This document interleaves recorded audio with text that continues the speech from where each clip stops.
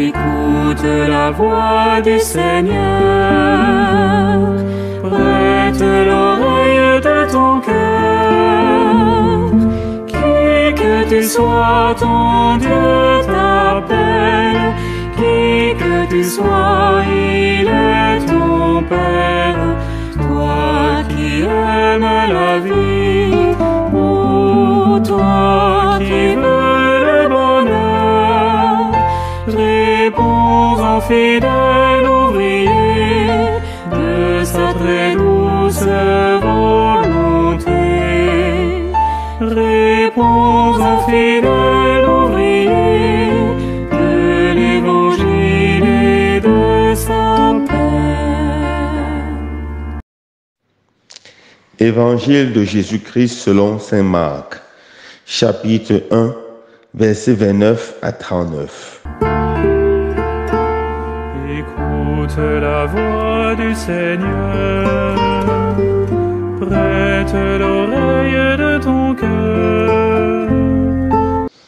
En ce temps-là, aussitôt sortis de la synagogue de Capharnaüm, Jésus et ses disciples allèrent avec Jacques et Jean dans la maison de Simon et d'André. Or, la belle-mère de Simon était au lit. Elle avait de la fièvre. Aussitôt, on parla à Jésus de la malade. Jésus s'approcha, la saisit par la main et la fit lever. La fièvre la quitta et elle les servait. Le soir venu, après le coucher du soleil, on lui amenait tous ceux qui étaient atteints d'un mal ou possédés par des démons. La ville entière se pressait à la porte. Il guérissait beaucoup de gens atteints de toutes sortes de maladies et expulsa beaucoup de démons. Il empêchait les démons de parler parce qu'ils savaient, eux, qui ils étaient. Le lendemain, Jésus se leva bien avant l'aube. Il sortit et se rendit dans un endroit désert. Et là, il priait. Simon et ceux qui étaient avec lui partirent à sa rencontre. Ils le trouvent et lui disent, « Tout le monde te cherche. » Jésus leur dit, « Allons ailleurs, dans les villages voisins, afin que là aussi je proclame l'évangile, car c'est pour cela que je suis sorti. » Et parcourut toute la Galilée, proclamant l'évangile dans leur synagogue et expulsant les démons. Acclamons la parole de Dieu. Louange à toi, Seigneur Jésus. Tu entendras que Dieu fait grâce, tu entendras l'esprit d'audace. Toi qui aimes la vie, ô toi qui veux le bonheur, réponds en fidèle ouvrier de sa très douce volonté. Réponds en fidèle ouvrier de l'évangile et de sa paix. Frères et sœurs bien-aimés, dans l'évangile de ce jour, le Seigneur arrive chez Simon et trouve sa belle-mère très malade. Elle est couchée au lit et elle souffre, éprouvée par une fièvre. On parle de la malade à Jésus. Jésus est saisi de compassion et va dans la chambre, touche la malade, la fait se lever et la fièvre la quitte immédiatement. Elle est totalement, entièrement guérie. Une fois guérie, la malade se met rapidement au travail. Elle se met à les servir. Elle se met à les servir. Ce qui me touche spécialement dans l'évangile de ce jour, c'est cette femme, une fois guérie, elle se met au service de ses frères, de ses sœurs, de ses amis, au service de Jésus. Certainement, sa maison était triste, car la maman, c'est celle qui fait la joie de la maison. Lorsque la maman est en bonne santé, la maison est vivante. Les enfants sont joyeux, la maison est propre, elle est bien nettoyée. Non seulement la maman travaille pour que la maison soit propre, belle, pour que le repas soit servi à temps, Mais aussi et surtout, la maman met toute la maison au travail. La maman, c'est la grande servante de sa famille. Cette maman, une fois guérie, se met au service. Et là, on peut comprendre immédiatement pourquoi le Seigneur nous donne la grâce de la santé. La santé, ce n'est pas simplement pour notre plaisir, pour notre gloire personnelle, mais c'est pour que nous soyons au service les uns des autres, au service de notre famille, au service de notre Église, au service de l'humanité, au service du monde et finalement au service de Dieu.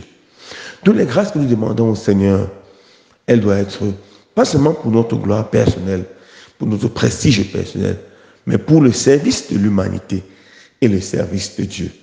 Je pense que lorsque dans notre cœur nous sommes clairs à ce point, le Seigneur ne tarde pas à nous exaucer.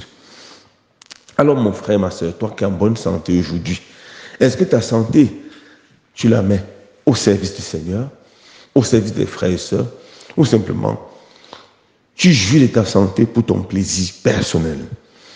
Le Seigneur nous a créés vraiment pour le service.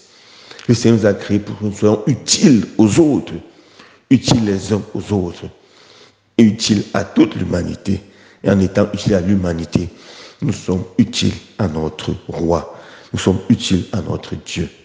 Est-ce que les parents sont encore au service de leurs enfants? Est-ce que les enfants savent rendre service à leurs parents?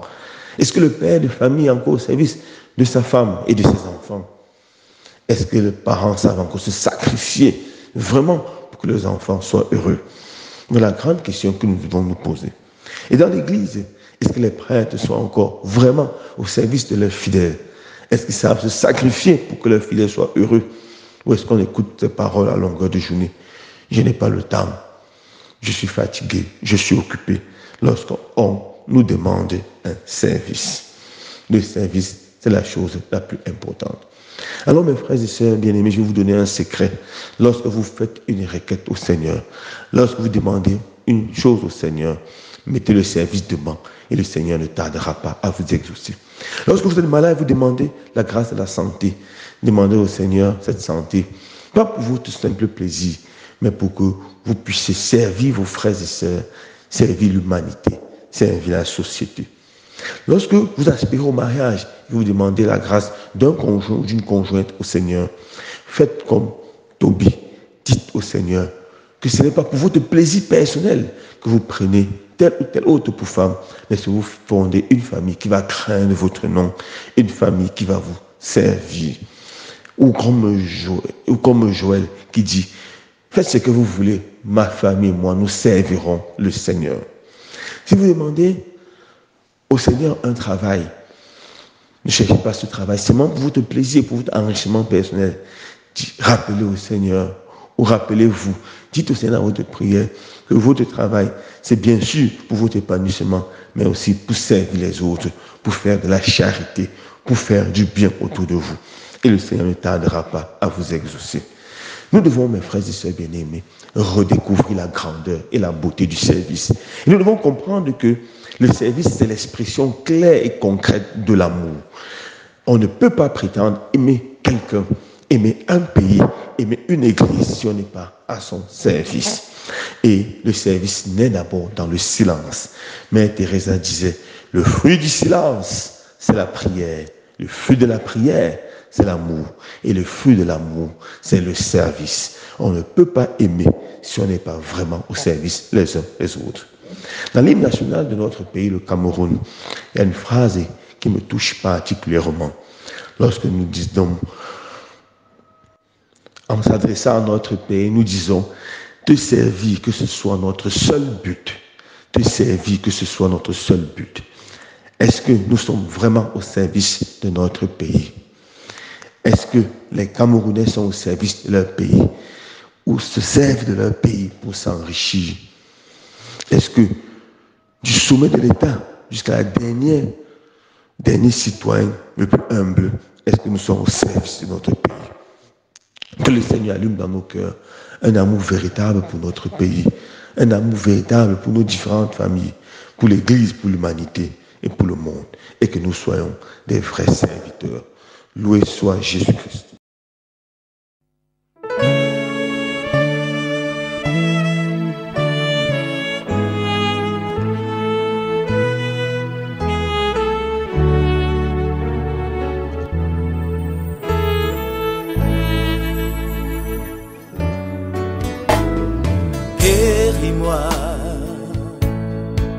Seigneur, guéris-moi. Comme Bartimée l'aveugle, Seigneur, guéris-moi. Oh, guéris-moi. Seigneur, guéris-moi.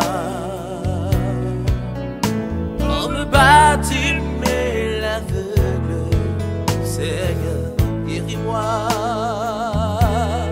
Ouvre mes yeux, Seigneur, au merveille de ton amour.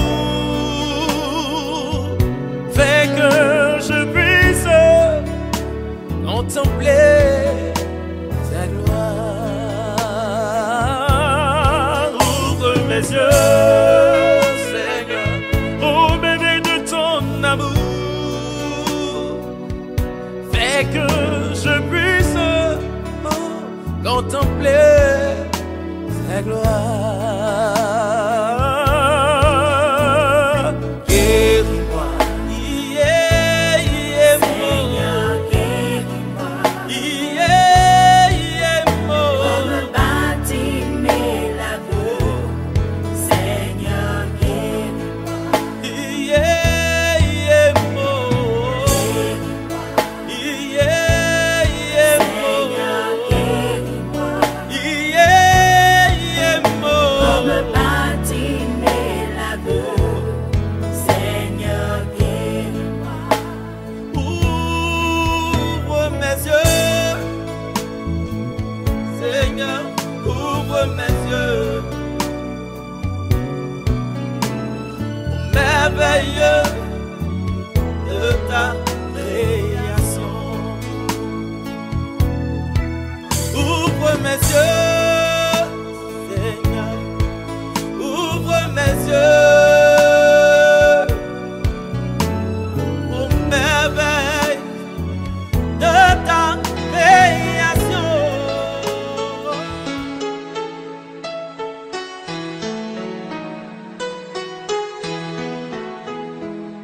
Trouver dans ma vie ta présence, tenir une lampe allumée,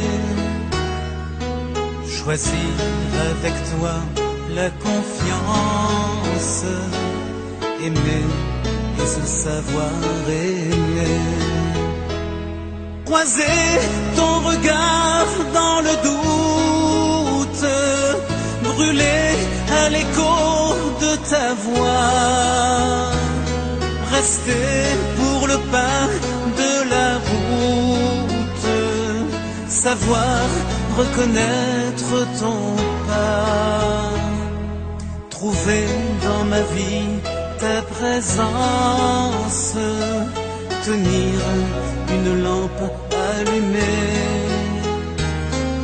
choisir avec toi la confiance, aimer et se savoir aimer. Brûler quand le feu devient cendre, partir vers celui qui attend, choisir de donner sans reprendre, fêter le retour d'un enfant.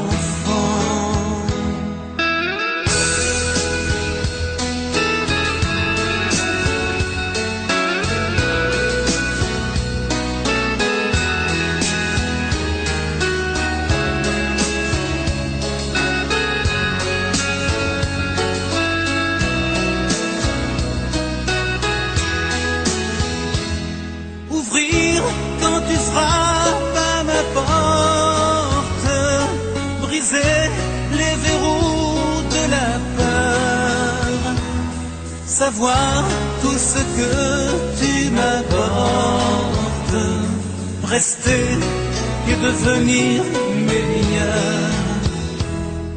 Trouver dans ma vie ta présence, tenir une lampe allumée, choisir avec toi la confiance, aimer et se savoir aimer. Trouver dans ma vie ta présence, tenir une lampe allumée, choisir avec toi la confiance, aimer et se savoir aimer. Trouver dans ma vie ta présence,